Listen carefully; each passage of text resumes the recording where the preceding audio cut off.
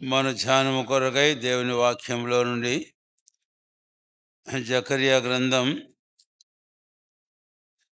13వ అధ్యాయం తీసుకుందాం.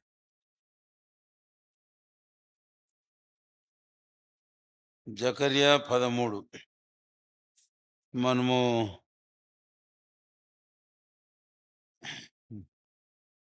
4 వచనాల వరకు 12వ అధ్యాయం చివరి వచనాలతో సంబంధంలో ఆల్రెడీ మనం తలంచాము, ధ్యానించాము.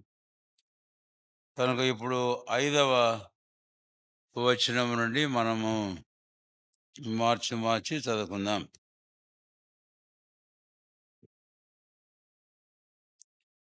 వాడు, నేను ప్రవక్తను కాను, బాల్యముననే నన్ను కొనిన ఒకని యొద్ద సేద్యపు పని చేయువాడనై ఉన్నానను.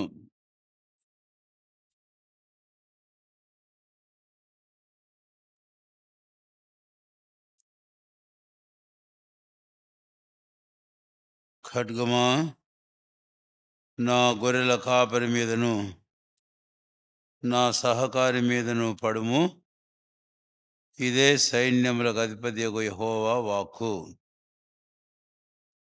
ఇంకొంచెం తగ్గించండి ఫ్యాన్.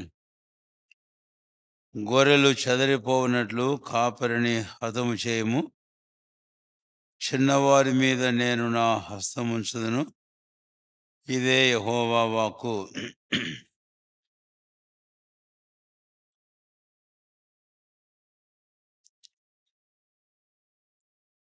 ఆ 3వ భాగమును నేను అగ్నిలో నుండి వెండిని తీసి శుద్ధపరిచినట్లు శుద్ధపరతును, బంగారమును శోధించినట్లు వారిని శోధింతును. వారు నా నామమును బట్టి మొరపెట్టగా నేను వారి మొరను ఆలకింతును.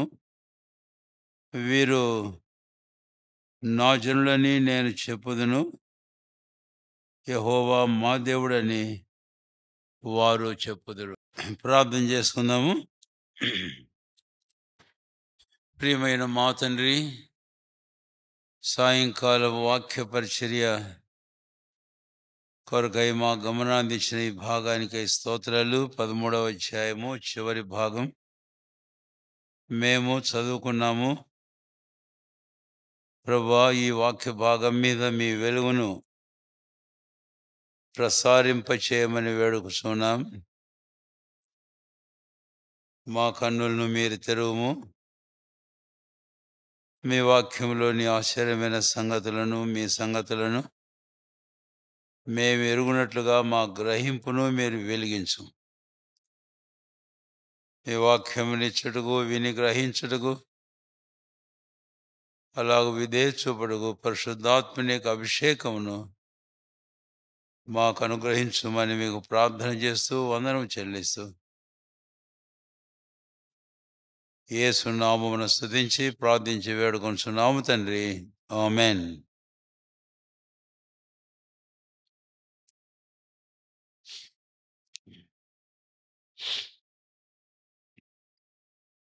జకర్యా గ్రంథం 13వ అధ్యాయము చివరి భాగానికి మనం వచ్చాము. ఈ భాగమంతా జకర్యా ఈ సంగతులు తాను వ్రాసేటప్పుడు ఒక ప్రవక్తగా తాను ప్రవచించడం అనేది మనం చూస్తాం.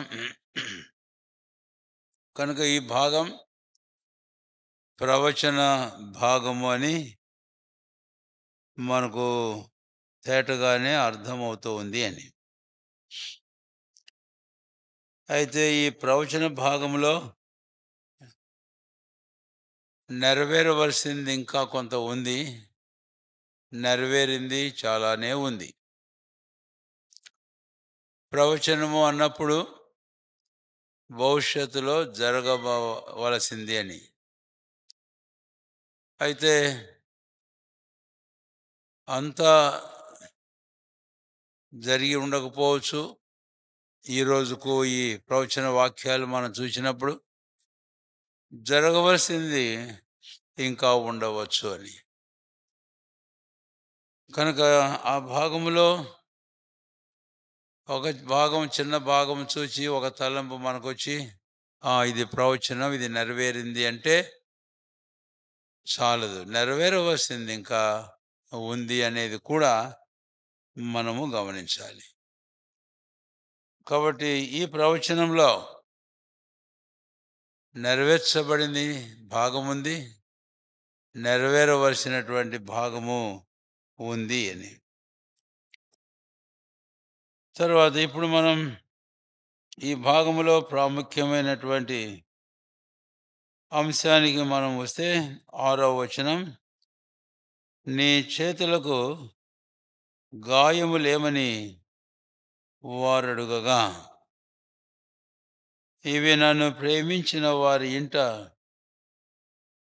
నేనుండగా నాకు కలిగిన గాయములని చెప్పును అని. ఈ భాగంలో 6వ వచనం నుంచి చివరి వరకు కాపరిని గూర్చి మనం చూస్తాం. మనం 11వ అధ్యాయం ధ్యానం చేసినప్పుడు కాపరులను గూర్చి మనం చూచాం. వారు యథార్థమైన కాపరులు కారు అని విషయాన్ని గూర్చి కూడా మనము చూచాం. వారు బుద్ధి లేని కాపరులని మనం 11వ అధ్యాయము 15వ వచనంలో మనము చూస్తాం. అయితే అలాంటి కాపులను గురించి ఏం చెప్పాడు అనేది కూడా ధ్యానించాం. అయితే ఒక కాపరి ఉన్నాడు, ఆయన మంచి కాపరి అని. కనుక ఆ విషయాన్ని గురించి కూడా 11వ అధ్యాయంలో కాస్త మనం తలంచాం. సరే, ఇప్పుడు 13వ అధ్యాయం చివరి భాగం మీదనే మనం మన దృష్టి లగ్నం చేస్తే, కాపరి అనే విషయాన్ని గురించి మనం మనసున పెట్టుకుందాం. తరువాత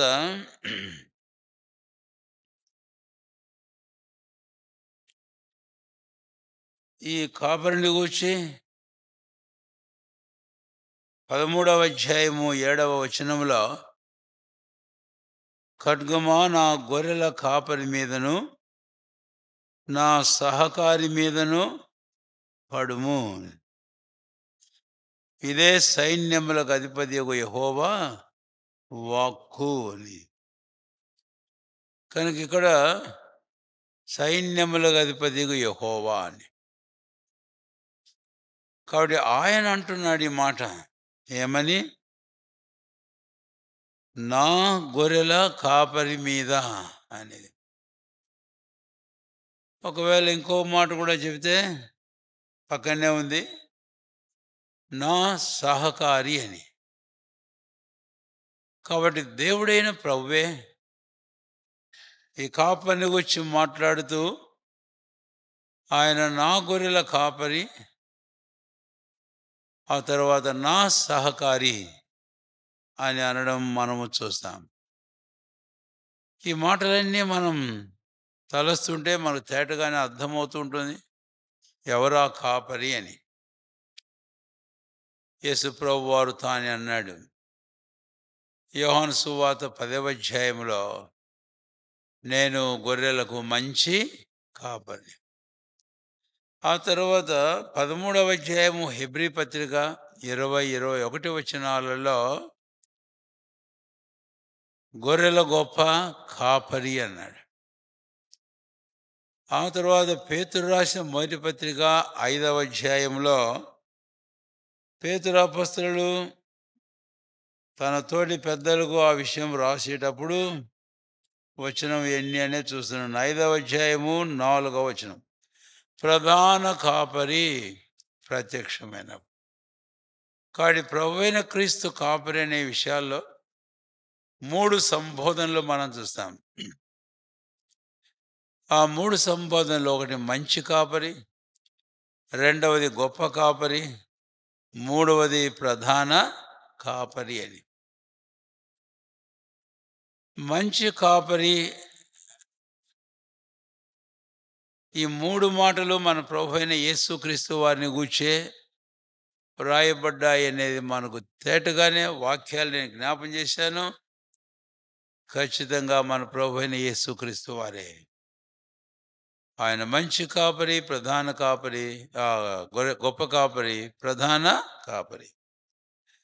అయితే ఇక్కడ నుంచి మనం ఆరంభించి ముందుకు పోదాం. ఆ కాపరిని గూర్చి సైన్యములకు అధిపతి యెహోవా ఏమంటున్నాడు అనేది. ఆ కాపరిని గూర్చి ఆయన మాట్లాడుతూ నా గొర్రెల కాపరి అని. సరే, ఇంకా కాస్త వెనక్కి వచ్చి అసలు ఆయన ఎవరు? ఆయన గూర్చి సైన్యములకు అధిపతి యెహోవా ఏమన్నాడు? నా సహకారి అన్నాడు. కనుక ఇక్కడ ఆ కాపరిని గూర్చి మనం చూస్తున్నాం. ఆయన గూర్చి యెహోవా సెలవిచ్చిన మాట ఇక్కడ మనం చూస్తున్నాం. నా సహకారి అని. అంటే మై కంపానియన్. సహకారి అంటే నాకు సహాయం చేయవాడు అనేది కాదు అర్థం. మై కంపానియన్ అంటే నా తోటివాడు అని అర్థం. సహకారి అనేటప్పుడు కొంచెం సహాయకుడనో ఇంకేదో అనుకుంటాం. కాదు, మై కంపానియన్. ఇంగ్లీష్లో కంపానియన్ అంటే నా తోటివాడు అని అనడం మనం చూస్తాం. కాబట్టి ఇక్కడ ప్రభువైన యేసుక్రీస్తు వారి యొక్క స్థానం ఏంటో సైన్యములకు అధిపతి యెహోవా తానే చెప్పాడు. కృత నిబంధనలో ఫిలిప్పీ పత్రిక 2వ అధ్యాయము 6, 7 వచనాలలో పౌలు అపోస్తలుడు ఆ విషయాన్ని గురించి రాశాడు, చెప్పాడు.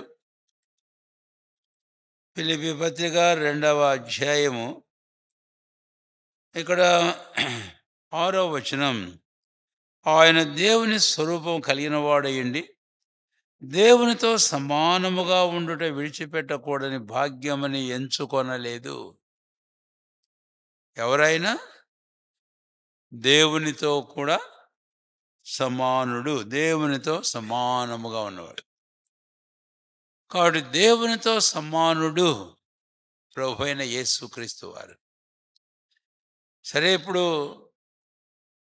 త్రిత్వాన్ని గురించి మనం ఎక్కువగా మాట్లాడుకోవడం లేదు. ఒకవేళ కొంతమందికి అర్థం కాకపోవచ్చేమో. ఎన్నోసార్లు మనం తలస్తూ వచ్చాం. దేవుడు అనేది ఒక శిరసత్వం, ఒక హెడ్షిప్. ఒకవేళ ఇంకా మీకు అర్థం కావాలంటే, కుటుంబము అనేది మనం చూస్తే కుటుంబానికి ఒక హెడ్ ఉంటాడు. Head of the family. Head అన్నప్పుడు శిరస్సు ఒకటే. అయితే ఆ శిరస్సు ఆధీనంలో ఫ్యామిలీ ఉంది, 3. అది ఇక్కడ మనం అన్వయించుకుంటే అర్థమవుతుంది. కాబట్టి 2 ఉండొచ్చు, 3, 4, 5 ఉండొచ్చు ఫ్యామిలీలో. బట్ ఒక హెడ్ అనేది మనం చూస్తాం. అలాగనే దేవుడు అనేది ఒక శిరస్సు, ఒక హెడ్షిప్. అయితే ఆ దైవత్వం కింద ఒక ఫ్యామిలీని మనం చూస్తాం. ఆ ఫ్యామిలీ ఏంటి అంటే తండ్రి, కుమారుడు, పరిశుద్ధాత్ముడు. చక్కగానే ఉంది. Father, son and the holy spirit. కనుక తండ్రి, కుమారుడు, పరిశుద్ధాత్మ, ఇదే త్రిత్వాన్ని మనం చూస్తాం. అయితే ఈ త్రిత్వాన్ని గురించి ఇంకా ఎక్కువగా ప్రస్తావించకుండా ఒక మాట వాడతాను. తండ్రి అయిన దేవుడు, కుమారుడైన దేవుడు, పరిశుద్ధాత్మ దేవుడు, త్రియేక దేవుడు, త్రిత్వమైన దేవుడు. సరే, ఇప్పుడు మనం ఇంకా త్రిత్వంలో ఎక్కువ ఉండం.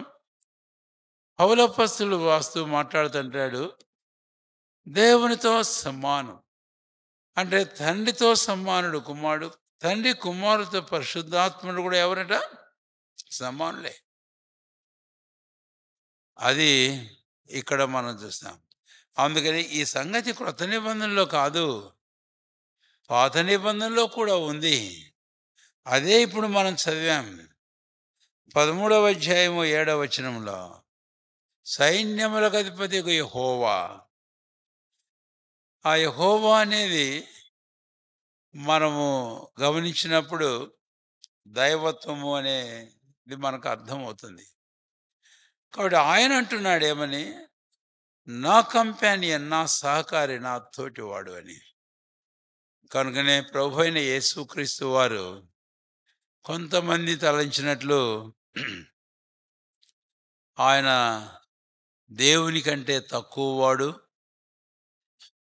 ఆయన తండ్రి అయిన దేవుని కంటే తక్కువవాడు, కుమారుడైన అని అనడం అనేది సబబు కాదు అని పాత కృత నిబంధనలో అందును గూర్చినటువంటి సాక్ష్యం. దేవుడు సాక్ష్యం ఇచ్చాడు, యెహోవా. తర్వాత పౌలు అపొస్తలుడు పరిశుద్ధాత్మ ప్రేరితుడు ఆ విషయాన్ని గురించి వ్రాస్తూ సాక్ష్యం ఇచ్చాడు. తర్వాత 13వ అధ్యాయం ఈ కాపరి ఎవరు అనే విషయానికి మనం వస్తే అది మన ప్రభు అయిన యేసుక్రీస్తు వారు అని చెప్పుకున్నాము. 3 వాక్యాలు కూడా జ్ఞాపం చేశాను. రెండవది ప్రభు అయిన యేసుక్రీస్తు వారి స్థానము ఏమిటి అనే విషయాన్ని చూస్తే ఆయన తండ్రితో సమానుడు, equal with the father, that is his place and position. అది తన స్థానము, అది తన స్థానం, అది తన స్థితి అని మనం చెప్పచ్చు. సరే, ఇప్పుడు మనం ఇంకా ముందుకు వెళితే 13వ అధ్యాయము 7వ వచనం, ఆ యెహోవా ఈ మాట అంటున్నాడు ఏమని? ఖడ్గమా కాపరి మీద పడుము అని. ఖడ్గమా కాపరి మీద పడుము అని. ఇది ఏమిటి అనేది మనం గమనించినప్పుడు ఈ ఖడ్గం ఏ ఖడ్గం ఇది? బైబిల్లో ఖడ్గమని సంబోధించబడిన సంబోధనలు ఆ స్థలాల్లో మనము చూస్తాం. ఎఫెసీ పత్రిక 6వ అధ్యాయంలో వాక్యం అనే ఆత్మ ఖడ్గము అని. కనుక ఖడ్గానికి మళ్ళీ పేర్లున్నాయి. ఆత్మ ఖడ్గము, స్వోర్డ్ ఆఫ్ స్పిరిట్. ఆ తర్వాత 19వ అధ్యాయం ప్రకటన గ్రంథాన్ని మనం వెళితే ఆయన నోట నుంచి ఒక ఖడ్గం బయలుదేరుతూ ఉంది. ఆ ఖడ్గం ఏ ఖడ్గము?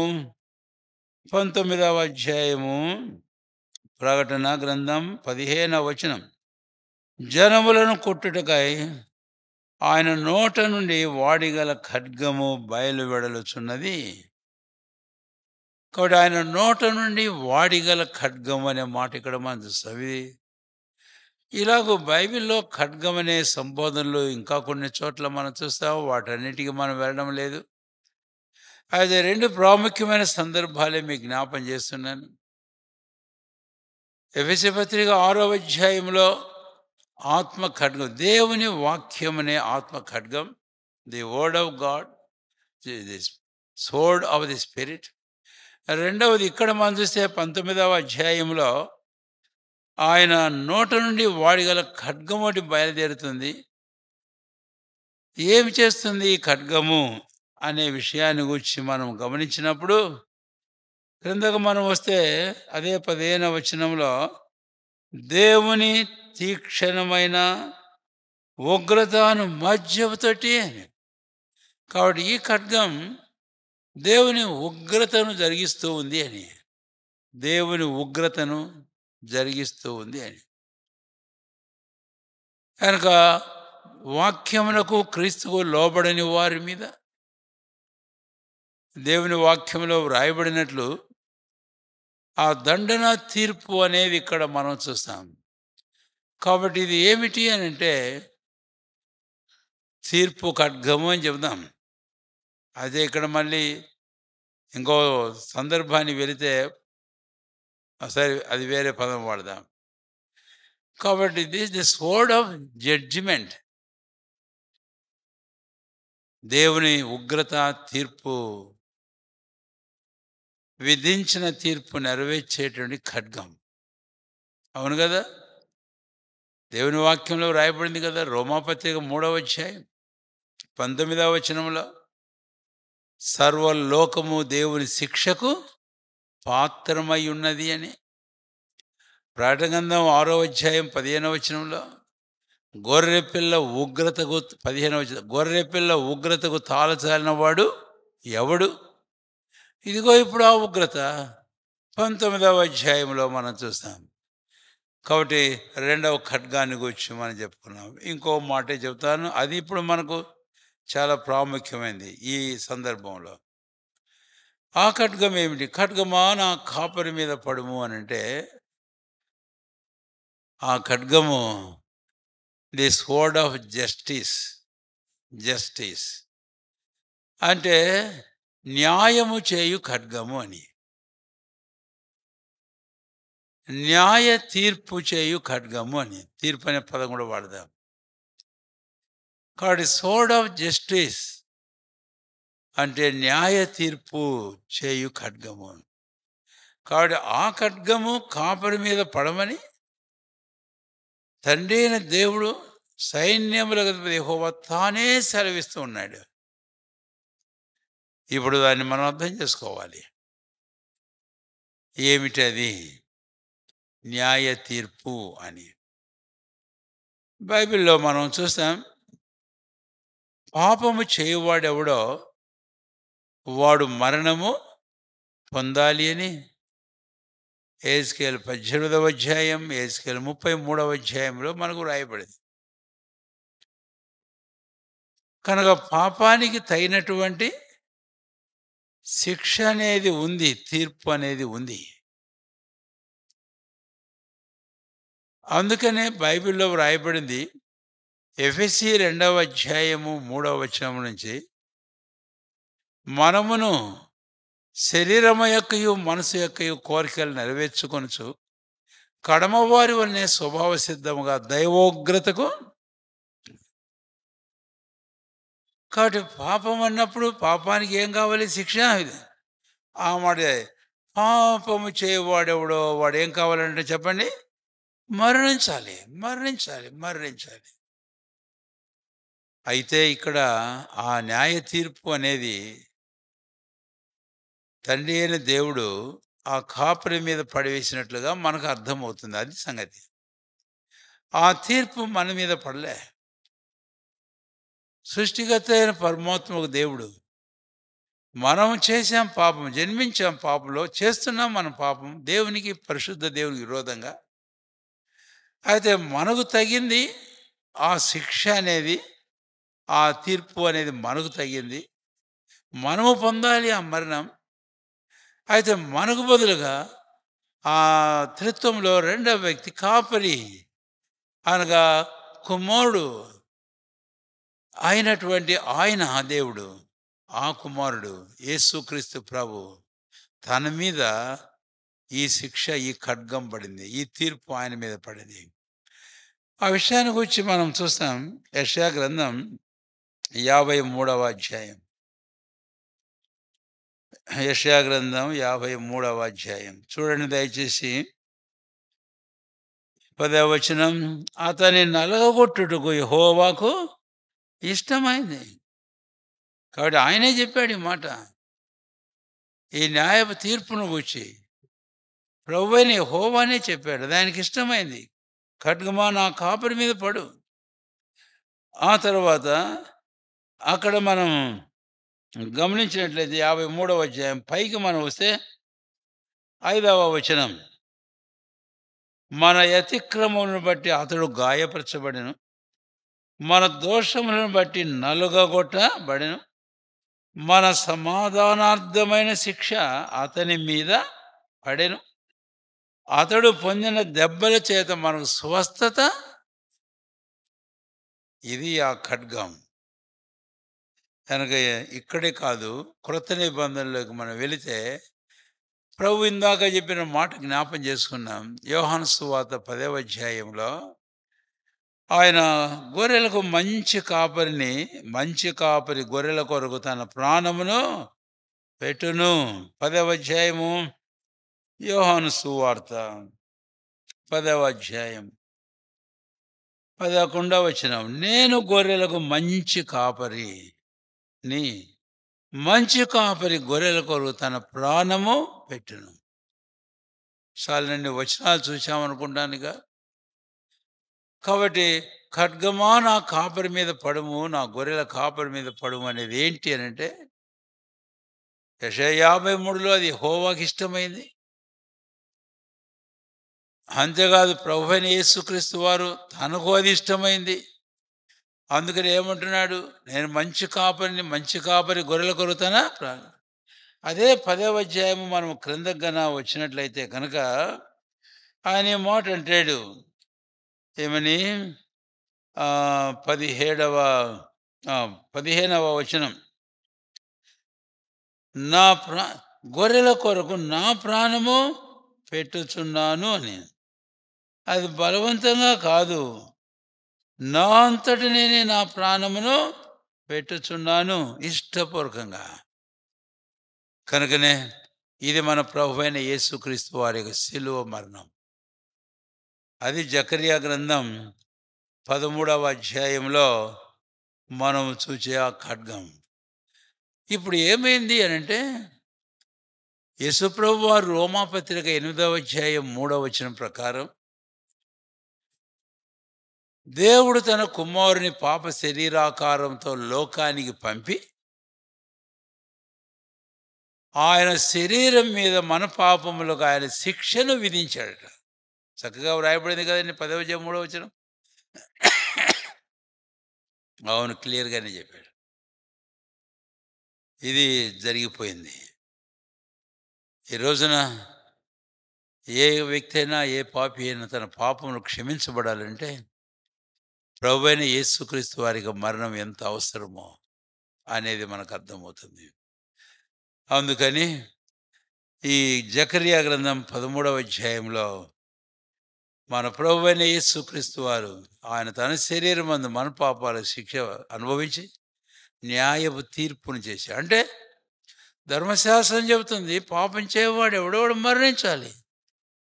అవును, ఇదిగో నేనున్నా, నా ప్రాణాన్ని నిశ్చపూర్వకంగా పెడుతున్నా. అందుకని ఆ ఖడ్గం గురించి నేను మూడవ చెప్పేది ఏంటి అంటే, న్యాయ తీర్పు ప్రభువైన క్రీస్తు శిలువలో చేసిన న్యాయ తీర్పు యొక్క ఖడ్గం. ఆ ఖడ్గం మన మీద పడలే, దేవునికి స్తోత్రం. మన పాపాలు బట్టి మనకు శిక్ష విధించబడలే, దేవునికి స్తోత్రం. 103వ కీర్తనలో ఒక మాట చదివి తర్వాత తలంపుకు మనం వెళ్దాం. కీర్తనల గ్రంథం 103వ అధ్యాయం చూడండి, దయచేసి నేను చదువుతూ ఉన్నాను.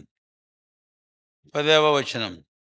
మన పాపములను బట్టి మనకు ప్రతీకారము చేయలేదు, మన దోషములను బట్టి మనకు ప్రతిఫలము ఇయ్యలే. అయితే మరి ఎవరు పొందారు? ప్రభువైన యేసుక్రీస్తు వారు. కాబట్టి ఆ ఖడ్గము ప్రభువైన క్రీస్తు యొక్క శిలువను, ఆయన మరణాన్ని మనకు జ్ఞాపకం చేస్తుంది. కాస్త ముందుకు వెళ్దాం. 13వ అధ్యాయము జకర్యా గ్రంథం 7వ వచనం. ఖడ్గమా నా గొర్రెల కాపరి మీదను నా సహకారి మీదను పడుము, ఇదే సైన్యములకు అధిపతి యెహోవా వాక్కు. ఆ తర్వాత ఏమైంది? గొర్రెలు చెదరిపోవునట్లు కాపరిని ఏం చేయమన్నాడు? హతము చేయము అని. ఇక్కడ మరీ ఇంకా లోతుగా మనం పోం, కానీ ఆయన ఒక మాట చెప్పడం మంచిది. బైబిల్ చదివేటప్పుడు ప్రతి పదం కూడా మరి దాని మీద ధ్యాస ఉంచి మనం చదవాలి. అక్కడేమో కాపరి మీద ఖడ్గమా పడమన్నాడు. అయితే 7వ వచనం చివరిలో కాపరిని ఏం చేయమన్నాడు? చెప్పండి, ఏం చేయమన్నాడు? హతము చేయి. కాపరిని ఏదో గాయపరచు, ఆయన్నేదో కొట్టు, ఆయనకు దెబ్బలు పట్టాడు చూడు కాదు, హతము చేయమన్నాడు. హతం అంటే మీకు అర్థమవుతూనే ఉంది. ఆయన వధించబడడం, శరీరంలో తన ప్రాణాన్ని ధారపోయడం. యెషయా 53లో ఇందాక చదివిన భాగంలో కిందలో మనం చూస్తాం. ప్రకటన గ్రంథం 5వ అధ్యాయం 9, 10 వచనాల్లో మనం చూస్తాం. ఆయన వధింపబడ్డాడు అని మాట. హతమయ్యాడు. అయ్యమ్మా, సృష్టికర్త అయిన పరమాత్మకు దేవుడు, ప్రభువైన యేసుక్రీస్తు వారు మనల్ని ప్రేమించి మనం పొందవలసిన, మన మీద పడవలసిన ఆ తీర్పు, ఆ ఖడ్గం, ఆ ఉగ్రత, ఆ శిక్ష మనకు బదులుగా ఆయన పొంది ఆయన న్యాయ తీర్పును చేశాడు. అంటే పాపం చేసిన వాడు మరణం పొందాల చట్టం చెబుతుంది. ఈరోజు చట్టాలు మనకి ఎన్నో ఉన్నాయి. ఆ చట్ట ప్రకారం తీర్పులు జరుగుతున్నాయి. కనుక ఆ చట్టాన్ని ఎవరు రద్దు చేయలేరు.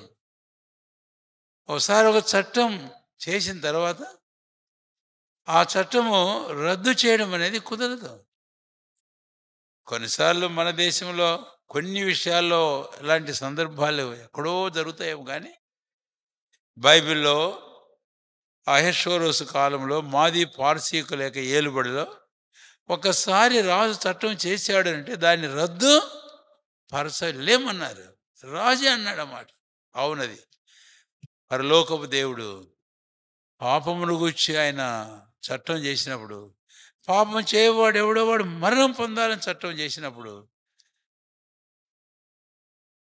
ఆ చట్టంకి ఏమి రద్దుపరచడానికి వీలు లేదు. అయితే అట్టి చట్టం ఎప్పుడు రద్దుపరచబడింది అంటే, ప్రభువైన యేసుక్రీస్తు వారు మనకు బదులుగా తాను ఆ చట్టానికి లోబడి తాను ప్రాణం పెట్టిన కారణం చేత ఆ చట్టం నెరవేర్చబడింది.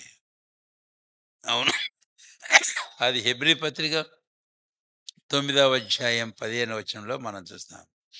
మరణ శాసనం వ్రాసిన వాణ్ణి, ఆ మరణ శాసనం చెల్లుబాటు కావాలి అని అంటే, ఆ మరణ శాసనం వ్రాసిన వాని మరణం అవశ్యము అని రాయబడి. దేవుని స్తోత్రం.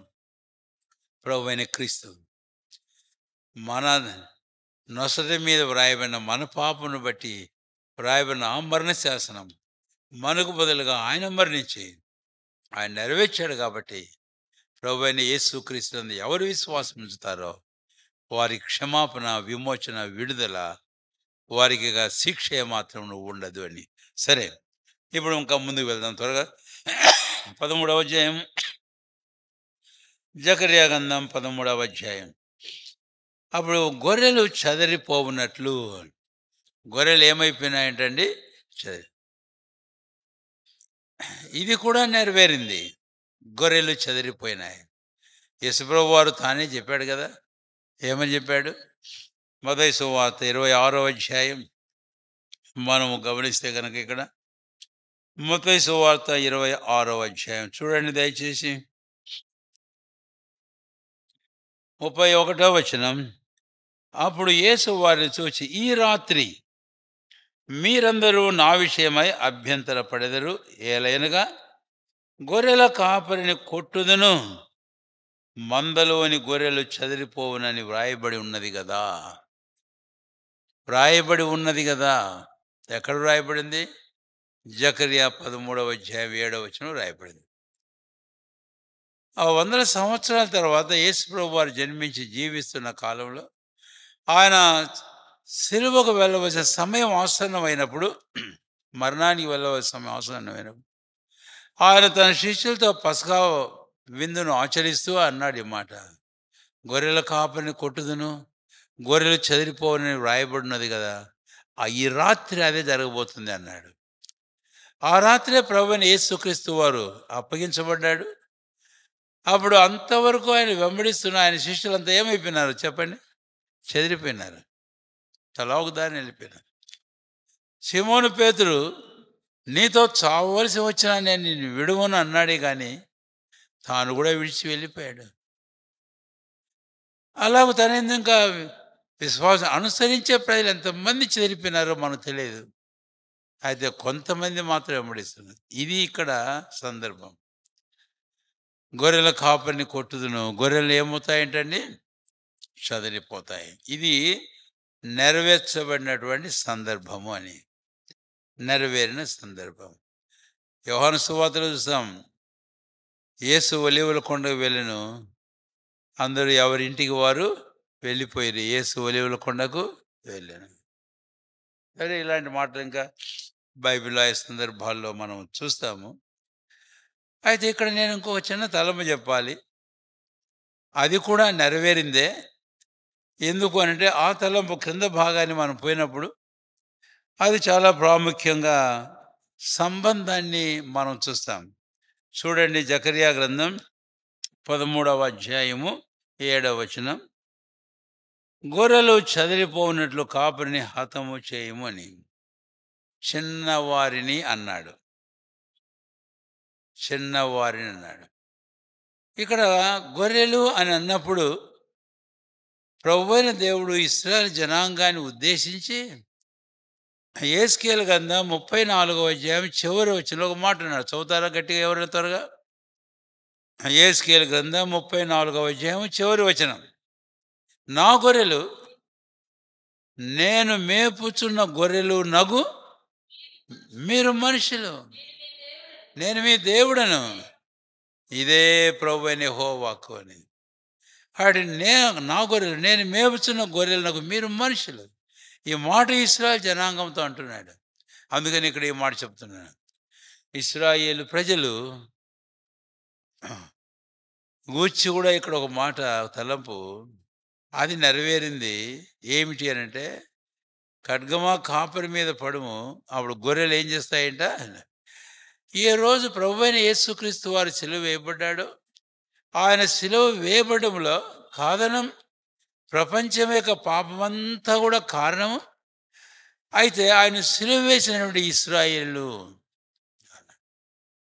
ఆ రోజు ఒక మాట అన్నారండి. ఏ మాట అన్నారు? సిలువ వేయము, సిలువ వేయము, అతని రక్తము మా మీదను మా పిల్లల మీదను ఉండునుగాక అన్నారు. ఆయన సిలువ వేయబడ్డాడు. సిలువ వేయబడ్డాడు. ఆ తర్వాత ఏం జరిగిందో తెలుసా? క్రీస్తు శకం అప్పటి నుంచే జరిగింది ఎంతో ఇంతో. 70వ సంవత్సరం వచ్చేటప్పటికి, క్రీస్తు శకం 70వ సంవత్సరం వచ్చేటప్పటికి రోమా గవర్నమెంట్ ప్రభుత్వం వారు, అప్పుడు ప్రాపంచిక ప్రభుత్వం అది. కాబట్టి ఇశ్రాయేలు జనాంగాన్ని ఎంత హింసించారో చెప్పడానికి వెళ్ళాయి. అంతగా యెరూషలేం లేక ఆ దేశం, ఆ జనులను చాలామందిని చంపేశారు. ఇక్కడ కింద ఒక లెక్క ఉంది. ఆ లెక్క అనేది అప్పుడు జరిగింది అని చెప్పాలి. 3వ వంతు మాత్రం శేషం ఉంది. 2 వంతులు హతం చేయబడ్డారు. అంటే 100 మంది ఉంటే 99 మంది ఉంటే 33 మంది మిగిల్చబడ్డారు. 66 మంది వధించబడ్డారు. ఇశ్రాయేల్ ప్రజలు చంపబడ్డారు. కాబట్టి ఆ రోజు నుంచి మనం చూస్తాం, ఏ రోజైతే ఆయన రక్తం మా మీదను మా పిల్లల మీద ఉండునుగా కన్నారో అంత చల్లచరి. ప్రపంచ దేశాలలో నేను ఒక మాట చెబుతున్నాను, ఇంతకుముందు కూడా చెప్పే ఉన్నాను. ప్రపంచ దేశాలలో ఏ జాతి వారైనా, ఏ దేశపు జనులైనా చెదరిపోనంతగా విపరీతంగా చెదిరిపోయిన జనం ప్రపంచంలో ఒక్క ఇశ్రాయేల్ జనమే. వాళ్ళు చెదిరిపోయినట్లు ఏ దేశవాసులు, ఏ జనము చెదిరిపోలేదు. కారణం ఏంటంటే వారు చెప్పిన మాట. కనుక ఎప్పుడు ప్రభువైన క్రీస్తు శిలువలో వేయబడ్డాడు, మరణించాడు, దానికి కారణమైన ఇశ్రాయేల్ జనాంగమైన ఈ గొర్రెలు, అలాగూ చంపబడి హింసించబడిన వారే అన్య జనాంగముల చేత, విశేషంగా రోమా ప్రభుత్వం వారి చేత వాళ్ళు చెల్లాచెదరు చేయబడ్డారు. ఇదంతా చరిత్ర, ఇది వాస్తవం. నెపోలియన్ అయితేనేమి, ఆ తర్వాత చెప్పండి, ఇంకొకడు ఉన్నాడు కదా, ఎవరు? చెప్పండి గట్టిగా. ఏం తప్పేం కాదు అది. నాకు గుర్తు రావడం లేదు, అందుకే అడుగుతున్నా. Hitler, right. ఎంత వేల మందిని చంపేశారు. వేల మందినంటేను. చరిత్ర ఇది. చరిత్ర వ్రాయబడింది. చరిత్రలో చూస్తాం, చదువుతాం. ఇది క్రైస్తవుల చరిత్రలో కాదు. అది అన్ని జనాంగాలు వారు ఏం చేశారు, ఆ రాజులు వారి చరిత్రలో ఇది వ్రాయబడింది, వాస్తవం. బైబిల్‌లో వ్రాయబడిన మాట. అది తూచా తప్ప నెరవేరింది, నెరవేరుతుంది కూడా. సరే, ఇంకా అధికంగా మనం అక్కడ ఉండగా దాటిపోతాం. 13వ అధ్యాయము 7వ వచనం. గొర్రెలు చెదిరిపోవునట్లు కాపరి. ఇప్పుడు ఒక మాట ఇక్కడ. చిన్నవారి మీద నేను నా హస్తము నుంచుదును అనే మాట. చిన్నవారి మీద నేను నా హస్తమును ఉంచు. ఈ చిన్నవారు ఎవరు అనేది. ఈ చిన్నవారు ఎవరు అని వారు ఆ రోజు అన్నారు. ఏమని అంటే, మా మీదను మా పిల్లల మీద. అయితే బైబిల్ ఏం చెబుతుంది తెలుసా? ఎవడు పాపం చేస్తాడో వాడే దాని ఫలాన్ని అనుభవించాలి. ఉదాహరణ చెబుతాను, ఉంది వాడబడింది. చింతపండు తినే వాని పళ్ళే ఏమవుతాయి? పులుస్తాయి. తండ్రి చింతపండు తింటే వాని పళ్ళు పులుస్తాయి, కానీ కొడుకు పళ్ళు పులవు. ఆ సాదృశ్యం చెప్పాడు పాత నిబంధనలో. కాబట్టి తండ్రి చేసిన పాపం కుమారుని మీద కాదు. ఆడు వీరన్నారన్నమాట, మా మీదను మా పిల్లల మీదను. కనికరం వల్ల దేవుడు వారి పిల్లలు గూర్చి ఇక్కడ ఒక మాట సెలవిచ్చాడు. చిన్నవారి మీద నేను నా హస్తమును ఉంచుతాను. పాత నిబంధనలో ఒక వాక్యం చూద్దాం. ఇంకా ముందుకు వెళ్ళి ధర్మశాస్త్ర గ్రంథంలో 5 పుస్తకాలు మనకు తెలుసు కదా. ధర్మశాస్త్రం, సంఖ్యాకాండం 14వ అధ్యాయం 31వ వచనం. అయితే వారు కొల్లపోవుదురని మీరు చెప్పిన మీ పిల్లలను నేను ఆ దేశంలో లోపలికి రప్పించదను. మీరు తృణీకరించిన దేశమును వారు, వినండి ఆ మాట. కాబట్టి మీరు ఏం చేశారు? వారు కొల్లపోవుదురు అని మీరు చెప్పిన మీ పిల్లలు అన్నారు. మా మీదను మా పిల్లల మీదను ఉండునుగాక. అయితే దేవుడు ముందే చెప్పాడు ఈ మాట. మీరు ఎలాగా చెబుతారు కానీ, అయితే మీరు కొల్లపోవుదురని చెప్పిన మీ పిల్లలను నేను ఆ దేశం లోపలికి రప్పించి, మీరు తృణీకరించిన దేశమును వారు ఏం చేస్తారంటండి? స్వతంత్రించు. ఇది ఒక సందర్భం. అయితే ఇక్కడ మళ్ళీ ఇంకో మాట జ్ఞాపం చేయాలి. ఇందాక ఇశ్రాయేలు గురించి ఒక మాట జ్ఞాపం. అదేమిటి అనంటే, క్రొత్త నిబంధనలో ఈ కాలంలో యేసు ప్రభువు వారు మరణము, భూస్థాపనం, ఆయన పునరుత్థానమై పరముకు ఆరోహణమై ఆ యేసు ప్రభువు వారు రెండవసారి తిరిగి రాబోతూ ఉంటుండగా, ఇప్పుడు ప్రభు ఒక మాట అన్నాడు ఆయన వెళ్ళిపోకముందు. లూకా 12:30, చిన్న మంద భయపడకుడి అని. చిన్న మంద భయపడకుడి అని ఆయన అంటూనే మళ్ళీ యోహాను 1వ యోహానులో మనం చూస్తే పిల్లలు, దేవుని పిల్లల్ని పలు పర్యాయం రాసినట్లుగా మనం చూస్తాం. కాబట్టి ఈ తలంపు సంఘానికి కూడా వర్తించేదిగా మనం చూస్తాం. సంఘానికి కూడా వర్తించేదిగా మనం చూస్తాం. కాబట్టి ఈరోజు రక్షించబడిన దేవుని పిల్లలు ఎవరమైతే ఉన్నామో అలాంటి వారిని ప్రభువైన యేసుక్రీస్తు వారు ఆయన చిన్న పిల్లలను ఏం చేస్తాడంటండి? వారి మీద నేను నా హస్తమును ఉంచుతాను. చాలా చక్కని మాట.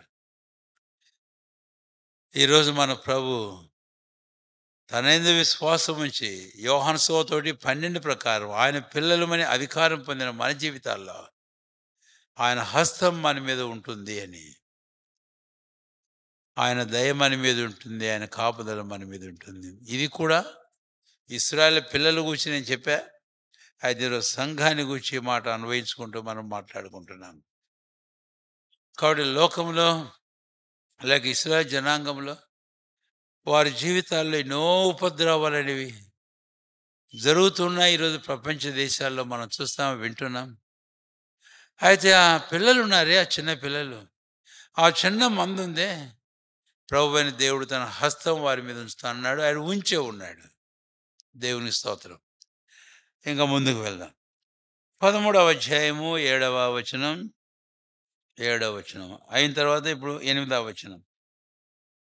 8 దేశమంతటా జనులలో 2 భాగముల వారు తెగవేయబడి చతురు, మూడవ భాగం వారు ఏమవుతారంటండి? శేషింతురు. ఇంకా వెళ్దాం ముందుకు. ఇప్పుడు 9వ వచనం కూడా గమనించండి జాగ్రత్తగా. ఆ మూడవ భాగమును నేను అగ్నిలో నుండి వెండిని తీసి శుద్ధపరచును, బంగారమును శోధించినట్లు వారిని శోధింతును. వారు నా నామమును బట్టి మొరపెట్టగా నేను వారి మొరను ఆలకింతును. వీరు నా జనులని నేను చెప్పుదును, యెహోవా మా దేవుడని వారు చెప్పుదురు.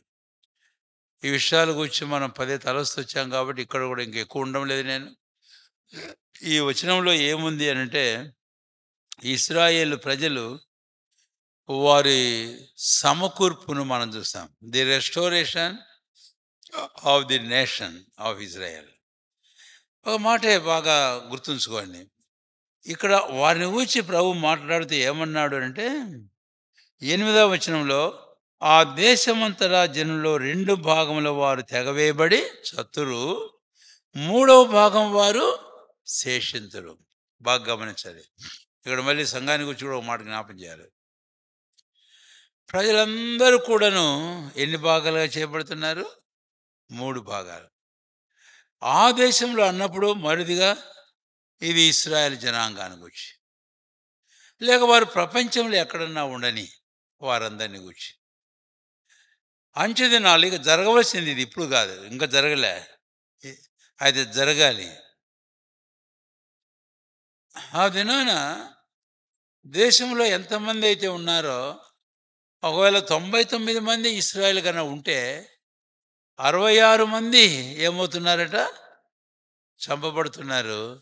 33 మంది మాత్రమే ఏమవుతున్నారు? రక్షణ పొందబోతున్నారు. మనము ఆ ముందు భాగం 13వ అధ్యాయం మొదటి భాగం, 12 చివరి భాగం ధ్యానించినప్పుడు ఇశ్రాయేలుకు రక్షణ గురించి కూడా మనం చెప్పుకున్నాం.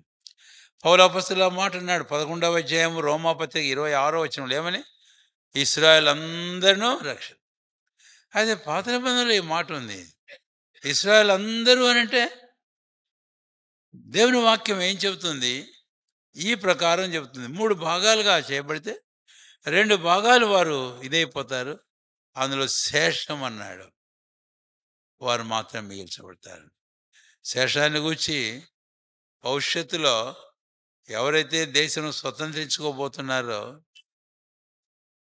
అలాంటి వారిని గూర్చి శేషమని యెషయాలోను ఇంకా ఇతర గ్రంథాల్లోనూ చెప్పబడినట్లుగా మనం చూస్తాం. అయితే ప్రకటన గ్రంథం 7వ అధ్యాయం, ప్రకటన గ్రంథం 14వ అధ్యాయంలో ఇశ్రాయేలు గోత్రాల వారిని గురించి మాట్లాడుతూ 12 గోత్రాల్లో గోత్రానికి ఒకటింటికి ఎన్ని వేల మంది? 12,000 మందిని గురించి చెప్పాడు.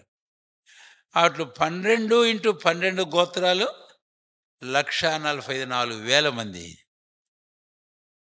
మరి అంతమంది అయినా రక్షింపబడతారు. ఒకవేళ ఆ దినాల్లో ఏమో మనకు ఖచ్చితంగా చెప్పలేం. కాకపోతే క్రింద ఇంకా మనం వస్తే కనుక లెక్కింపజాలని గొప్ప సమూహం కూడా ఉన్నారు. దాని జోలికి ఇప్పుడు మనం పోం. అది ఇశ్రాయేలు గురించి మనం తలంచేటప్పుడు ఆ లెక్కను గురించి నేను పర్టికులర్గా చెప్పడం లేదు. కానీ అదే 13వ అధ్యాయంలో వ్రాయబడినట్లు దేశంలో 3 భాగాలు, 2 భాగాలు నాశనం అయిపోతే ఒక్క భాగం శేషించిన వారు ఏమవుతారంటే అండి, ఆ రోజున వారు ఏమో చేస్తారంటే, నాకు నామను బట్టి మొరపెట్టుగా. దీన్ని బట్టి మనం చూస్తే ఏ పర్సెంటేజ్లో ఇశ్రాయేల్ జనాంగం రక్షింపబడబోతున్నారు అనే విషయం మనకి ఇక్కడ అర్థమవుతుంది. సరే, మనం లెక్కలు తూచా తప్పగా మనం చెప్పుకోవడం సాధ్యం కాదు. అయితే ఇక్కడ ఒక మాట జ్ఞాపం చేయాలి. ఆ శేషమైన ఇశ్రాయేలు అయినా సరే ప్రభువైన దేవుడు ఏమన్నాడు వారిని గూర్చి 9వ వచనం, ఆ మూడవ భాగమును నేను అగ్నిలోండి వెండిని తీసి శుద్ధపరిచినట్లు శుద్ధపరచును, బంగారమును శోధించినట్లంటే ఆ కొలిమిలో దాంట్లో మట్టి పాత్రలు వేసి ఎలాగైతే కంసాలి వాడు బంగారం కరిగిస్తాడో నేను వారిని అలాగా చేసి అప్పుడు వారు నా నామను బట్టి మొరపెడితే నేను వారి మొరను ఆలకిస్తాను అన్నాడు. ఆలకించి ఏమంటాను? వారిని రక్షించడమే కాదు, మీరు నా జనులు అంటాను, వీరు నా జనులని నేను చెబుతాను అంటాడు దేవుడు. ఆ తర్వాత వారేమంటారంట, నీవే మా దేవుడు అని వారంట. ఆ దినం ఇంకా రాబోతుంది, ఇంకా రాలేదు. ఈ మంచి కాపురున్నాడే, ఆయన్ను గూర్చి ఇశ్రాయేలు జనాంగం ఈరోజు అండంలే ఆ మాట. ఏమని? మా దేవుడు నీవే అని అండంలే. అది ఒక రోజు వస్తుంది. అప్పుడు ప్రభు ఏమంటాడంటే, వీరే నా జనం అని ప్రపంచంలో వాళ్ళతో కాదు, మిగిలిన జనాలు వీరే నా జనం అని ప్రభు వారిని గూర్చి సాక్ష్యం ఇవ్వబోతాడు. అయితే వారిని సమకూర్చేటప్పుడు ఎట్లా చేస్తాడంటండి, ఇక్కడ వెండి బంగారాల గురించి వాడాడు. మనము యేస్కేలు గ్రంథం 26వ అధ్యాయానికి వద్దాం. ఒక మాట ఇక్కడ, యేస్కేలు గ్రంథం 26వ అధ్యాయము దయచేసి చూడండి. 26 36 36వ అధ్యాయం అనుకుంటాను. రైట్. యేస్కేలు గ్రంథం 36వ అధ్యాయము 24వ వచనం అండి. నేను అన్యజనుల నుండి మిమ్మల్ని తోడుకొని ఆయా దేశంలో నుండి సమకూర్చి మీ స్వదేశంలోని మిమ్మల్ని రప్పించదను. మీ అపవిత్రత యావత్తు పోనట్లు నేను మీ మీద శుద్ధ జలం చల్లుదును. మీ విగ్రహముల వలన మీకు కలిగిన అపవిత్రత అంతయు నేను తీసివేస్తాను. ఈ మాట మనం చూస్తాం. వారిని కరిగిస్తానని కూడా చెప్పడం ఈ యేస్కేలు గ్రంథంలో వారిని గురించి ఆ మాట వ్రాయబడింది. 22వ అధ్యాయం, యేస్కేలు గ్రంథం 22వ అధ్యాయం. వారి అపవిత్రత గురించి మాట్లాడుతూ వచ్చారు. తర్వాత 14వ వచనం చివరి భాగంలో, యెహోవాను నేనే మాట ఇచ్చినాను, దాన్ని నేను నీ అపవిత్రత బొత్తిగా తీసివేయటకై. నీ అపవిత్రత ఏం చేస్తానంట? బొత్తిగా తీసివేస్తాను. ఆ తర్వాత ఇంకా కిందకు వస్తే కనుక మనం 20వ వచనం, నా కోపము చేతను రౌద్రం చేతను మిమ్మల్ని పోగు చేసి అక్కడ మిమ్మును కరిగింతును. మిమ్మల్ని పోగు చేసిన ఆ కోపాగ్ని మీ మీద ఊదగా నిశ్చయముగా మీరు దానిలో ఏమవుతారట? కరిగిపోదురు. 22వ వచనం, కొలిమిలో వెండి కరుగునట్లు మీరు దానిలో కరిగిపోదురు. అప్పుడు యెహోవానైన నేను నా క్రోధమును మీ మీద కుమ్మరించుదనని మీరు. అంటే మనకు తేటగానే అర్థమైంది. ఒక కంసాలి వెండితో కానీ లేకపోతే బంగారంతో కానీ చక్కని ఒక వస్తువుని చేయాలంటే దానికంటే ముందుగా ఏం చేస్తాడు? దాన్ని ఏమంటారు? ఆ చిన్న గిన్నెను మూస. ఆ మూసలో వేసి ఎలా కరిగిస్తాడో మనకు తెలుసు. ఆ పదాలు వాడతాడు. నేను ఊతాను మీ మీద, కాబట్టి గొట్టం పెట్టి ఊతా ఉంటాడు. అది బాగా కరిగిపోయి దాంట్లో రాగి ఇంకా ఇతర మస్టు ఏదైనా ఉంటే అదంతా పోతుంది. ఆ తర్వాత ఆ బంగారంలో కరుగుతున్న మూసలోని బంగారంలో ఈ కంసాలి వాడు తన ముఖం చూసుకుంటాడు. ముఖం చూసుకున్నప్పుడు అద్దంలో తన ముఖం కనపడినంతకంటే ఇంకా బాగా కనపడేది. అప్పుడు ఇది ప్యూర్ గోల్డ్. అప్పుడు దాన్ని తీస్తాడు. కాబట్టి ఇశ్రాయేలు జనాంగాన్ని దేవుడు అలా చేయబోతున్నాడు. ఇది ఏం చేయబోతున్నాడు? మనం ఇందాక 13వ అధ్యాయం నిన్న పోయిన వారం చూసాం. ఓట ఒకటి తీయబడుతుంది. ఆ రోజున వారి పాపాలన్నీ ఏం చేస్తా అన్నాడు? పరిహరిస్తా అన్నాడు. నేను ఇంకొక వచనం జ్ఞాపం చేస్తాను. ఇర్మియా గ్రంథం 50వ అధ్యాయం. ఇది చాలా ప్రాముఖ్యమైన మాట. ఈ సందర్భంలో ఎంతగా ఆయన వారిని క్షమిస్తాడు, వారి దోషమంతా వారి పాపమంతా ఎంతగా ఆయన కాల్చేస్తాడు, కడిగి పడేస్తాడు అని అంటే 20 వచనం, 50వ అధ్యాయం ఇర్మియా 20 వచనం. ఆనాటి ఇశ్రాయేలు దోషమును వెదకినను అది కనబడకుండాను, యూదా పాపములు వెదకినను అవి దొరకవు, శేషింపజేసిన వారిని నేను క్షమించదును. ఇదే యెహోవా దేవుని స్తోత్రం. ఇలాగున ఇశ్రాయేలును ప్రభు వారి పాపను పరిహరించి క్షమించి వారిని రక్షింపబోతున్నాడు. ఇప్పుడు నేను ఇంకా చివరికి ముగింపుకు వచ్చేస్తాను. ఇక్కడ ఇశ్రాయేలు గురించి మనం చెప్పుకున్నాం కదా, ఇలాగ చేస్తాడని. సంఘాన్ని గురించి కూడా అదే చేస్తాడు. గలతీ పత్రికలో మనం ఎప్పుడు చెప్పుకుంటున్నాం, 6వ అధ్యాయం 15వ వచనంలో దేవుని ఇశ్రాయేలు అని సంఘాన్ని గూర్చి. అయితే ఈ దేవుని ఇశ్రాయేలుని గూర్చి కూడా అలాగే చేస్తాడు. అదే హెబ్రీ పత్రికలో, ఎఫెసీ పత్రికలో 5వ అధ్యాయము 25, 26, 27 వచనాల్లో వచ్చినప్పుడు సంఘం మచ్చ, మడత, డాగు, కలంకం వాటి మరి ఏదీ లేకుండా దాన్ని మహిమగల సంఘముగా తనది నిలబెట్టుకున్న వల్లని ఆయన వాక్యం అనే ఉదకం చేత దాన్ని ఏం చేస్తాడంటండి, పవిత్రుడు. అయితే అగ్ని కాదు కదా, నన్ను అగ్నిలో వేడు కదా దేవుని స్తోత్రం అనుకుంటున్నారా? ఈరోజు సంఘాన్ని పవిత్రపరిచే సాధనాలు కూడా ఒక వాక్యమే కాదు, రక్తం అనే మాట కూడా మనం చూస్తాం. హెబ్రీ 10:29 ప్రకటన గ్రంథంలో మనం చూస్తాం. గొర్రెపిల్ల రక్తంలో తమ వస్త్రాలు ఏం చేశారు వారు? 7:14 ఉతుక్కొని శుద్ధి చేశారు. అయితే అక్కడే 7వ అధ్యాయంలో ఇంకో మాట ఉంది. వీరు మహాశ్రమలో, ఎవరయ్యా వీరు? తెల్లని వస్త్రం ధరించి వచ్చారు వీళ్ళంతా. ఎవరు వీళ్ళు? వీళ్ళలో ఏ కలంకం, మచ్చ, మడత, డాగు, నీడ ఏమీ లేకుండా అంతా తెల్లగా ఉన్నారు అని అడిగితే వాళ్ళకి జవాబు దొరకలే యోహాను. అప్పుడు చెప్పింది పరలోక జోస్వరం, వీరు ఎక్కడి నుంచి వెళ్ళారట? మహాశ్రమలోంచి వెళ్ళి. కాబట్టి ఈరోజు రక్షించబడిన దేవుని ప్రజలమైన మనల్ని కూడా శ్రమలు పవిత్రపరిచేది, శ్రమలు అనే అగ్ని మనల్ని కూడా పరిశోధించేది, మనల్ని శుద్ధి చేసేది. అందుకనే మనం అర్థం చేసుకోవాలి, మనలో ఎవరమైనా రక్షించబడిన దేవుని పిల్లలుగా కష్టమో శ్రమో ఏదో వచ్చినప్పుడు, ప్రభువా నేను ఎక్కడైనా తప్పు చేశానా, ఎక్కడైనా పొరపడ్డానా, ఎక్కడైనా మాట జారానా, నా నడత సరిలేదా, నా దృష్టి సరిలేదా, నా ఆలోచనలు సరిలేవా, నీకు విరోధంగా నేను పాపం చేశానా, నాకు చూపించు.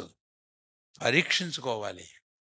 మనకు అర్థమవుతుంది, ఆత్మదేవుడు చెప్తాడు, వాక్యం చెబుతుంది. అప్పుడు క్షమించు ప్రభువా అని అన్నారు. ఒకవేళ అది తెలిసి కూడా మనం దాంట్లో అట్లే కంటిన్యూ అయిపోతుంటే ప్రభు ఏం ఊరుకున్నాడు, ఏం చేస్తాడు చెప్పండి? ఆయన అగ్నిని అనుమతిస్తాడు, ఆయా పరీక్షలను అనుమతిస్తాడు. వాటన్నిటి ద్వారా మనకు అర్థమయ్యేటట్టు చేస్తాడు, మన పాపాలను ఎందుకంటే ఆయన రక్షించాడు కాబట్టి మనల్ని విడిచిపెట్టాడు. అని ఇది జకర్యా గ్రంథం 13వ అధ్యాయము సంఘమును కూర్చున్న మాట. అప్పుడు వీరు నా జనులు, తర్వాత నేను వారి దేవుడను. 13వ అధ్యాయం 6వ వచనానికి మళ్ళీ మనం వెళ్ళలేము. కానీ నీ చేతులకు గాయములు ఏమని వారిని అడగగా, ఇవి నన్ను ప్రేమించిన వారి ఇంట నేనుండగా నాకు కలిగిన గాయం. ఆయన చేతులకు గాయాలు. ఏంటి గాయాలు అని అడుగుతారు. మరి అది ఒకరోజు మన ప్రభు అయిన యేసుక్రీస్తు వారు 2వ రాకడలో ఆయన వచ్చినప్పుడు, ప్రకటన గ్రంథం 1వ అధ్యాయం 7వ వచనంలో, ఆయనను పొడిచిన వారును ఆయన్ను చూస్తారు. ఒకవేళ కొంతమంది ఆయన పొడవబడిన తర్వాత, ఆయన చనిపోయి సమాచారం తిరిగి లేచిన తర్వాత అడిగారేమో. ఒకవేళ తోమా అడగలేదు కానీ డైరెక్ట్గా, కానీ అడిగినట్టే చేశాడు. ఏం చేశాడు? ఆయన లేచి ఉన్నాడని శిష్యులంతా మాట్లాడుకుంటుంటే, తోమా తర్వాత లేడప్పుడు వచ్చాడు లోపలికి ఈ శిష్యుడు. ఆ శిష్యుడు వచ్చి వాళ్ళు చెప్పుకుంటుంటే, ప్రభు లేచాడు, ఆయన చూసాడు. ఎవరు లేచారు ఎప్పుడు? నేనైతే నమ్మను ఆయన అంటూ ఇంకో మాట అన్నాడు. ఏమన్నాడు? ఆయన చేతి గాయముల్లో నేను చేయిబెట్టి, ఆయన ప్రక్కన నేను నా గాయంలో నా చేయిబెట్టి, నేను చూచినప్పుడే నేను నమ్ముతానన్నాడు. ప్రభు అన్నాడు, చూచి నమ్మిన వానికంటే చూడక నమ్మినవాడు ధన్యుడు అన్నాడు. మనుషుడు తోమైన గొప్ప దైవజనుడే. యేసుప్రభు వారికి శిష్యుల్లో ఇండియాకు వచ్చిన శిష్యుడు తోమా. అర్థమవుతుందా మీకు? ఇండియాకు వచ్చిన శిష్యుడు తోమా. ఆ తోమా కేరళ ప్రాంతానికి వచ్చాడు సముద్రం గుండా. కేరళ ప్రాంతంలో ఆ దినాల్లో ఆయన సేవ చేశాడు. అలా తమిళనాడులో ఆయన సేవ చేశాడు. ఇది వాస్తవం అండి, ఏదో అనుకోవద్దు మీరు. అయిన తర్వాత ఆయన సేవ పరిచయం ద్వారా సనాతన కుటుంబానికి చెందిన బ్రాహ్మణులు చాలామంది రక్షించబడి ప్రభువులకు ఈరోజు కూడా ఉన్నారు. వారి సంతానం ఈరోజు కూడా ఉన్నారు. వారి నాయర్స్ అంటారు, ఇంకా రకరకాలుగా.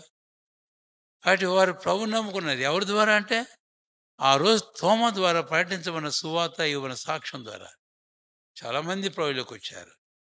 ఆ తర్వాత తోమా చనిపోయింది ఇండియాలోనే. మనకు తెలుసు, మౌంట్ థామస్. కనుక ఆయన పరిగెత్తుతూ ఉంటే, కొండెక్కిపోతుంటే వెంబడించి ఆయన్ను పొడిచారు. రక్తం కారుకుంటూ ఆ కొండ మీద వెళ్ళిపోతూ ఉన్నాడు. ఆఖరికి ఆ కొండ మీద ఆయన చంపారు. అందుకే ఇప్పుడు ఆ కొండకి ఎవరి పేరు? మౌంట్ థామస్ అని కొండ మద్రాసులో ఉంది అది. తర్వాత అక్కడ ఆ మెట్లు తర్వాత పెట్టారు. అప్పుడు లేవు కానీ మెట్లు పెట్టి ఆ మెట్ల మీద రక్తపు బొట్లు పెట్టారు అక్కడక్కడ. అంటే పెయింట్ అనుకోండి, అది అర్థం కావడానికని పెట్టారు. ఇలాగ తాను పొడవుబడి పారిపోతుంటే చిందించమన్న రక్తం. అయితే దేవుని స్తోత్రం, ఆ రక్త బిందువులోంచి అనేకులు రక్షణలోకి వచ్చారు. కనుక దేవుడు అద్భుతమైన కార్యం. నీవు అల్ప విశ్వాసి ఉండక విశ్వాసి ఉండమని ప్రభు నాడు చెప్పాడు. అర్థం చేసుకున్నాడు తోమా. తర్వాత ప్రభు కొరకే ప్రాణాన్ని త్యాగం చేశాడు. ఆ ప్రకారం జీవించాడు. ఇక్కడే మనం ముగించుకుందాం. 13వ అధ్యాయం ఇంకా ఎక్కువ మనం ప్రస్తావించాం. ఇక లాస్ట్ చాప్టర్కి వెళ్తున్నాం. ఇయర్ ఎండింగ్కి మనం వస్తున్నాం. ఒక 14వ అధ్యాయంలో 2-3 వారాలు మనం సంగతులు ధ్యానిస్తాం. ఈ సంవత్సరంతో జకరియా బైబిల్ పఠనాన్ని మనం పూర్తి చేసుకుందాం. ప్రార్థన చేసుకుందాం.